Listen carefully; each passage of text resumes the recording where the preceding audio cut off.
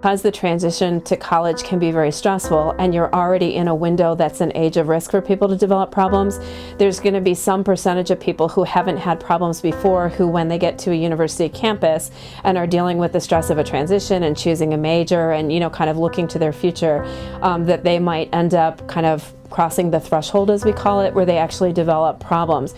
So I think roommates are a big thing, at least it was for me. Like now I live by myself and I'm just so much happier than I was last year. And also like personally, like big crowds or like going into situations where I don't know or where I may not have control over things, like that's when I get like really nervous, and that's when I usually get like panic attacks and things like that. Besides the obvious, workload that's really hard and really taxing on everyone's mental health, personally for me, being away from my family is really difficult for me and can really make it worse. There are countless days where I just really need my mom and she's not here to help me.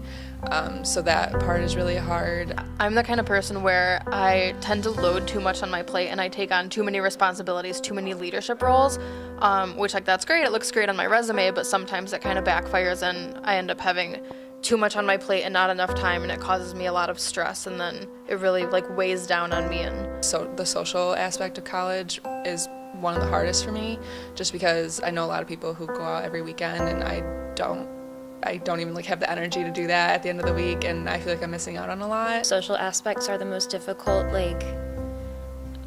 It's not necessarily academics for me that make me nervous, because I sort of see those things as an outlet to focus my energy on.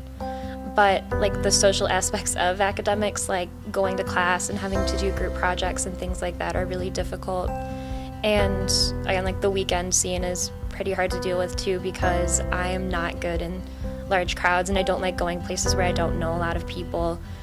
And it's just it's sort of hard to break out of that shell. Social media is simply an extension of an in-person social context, right?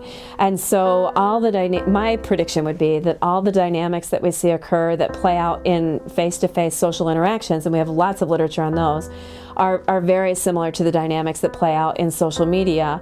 And when you're bullied face-to-face in person in front of a group, it's humiliating, right? I mean, it's not just upsetting, it's humiliating, and it's embarrassing.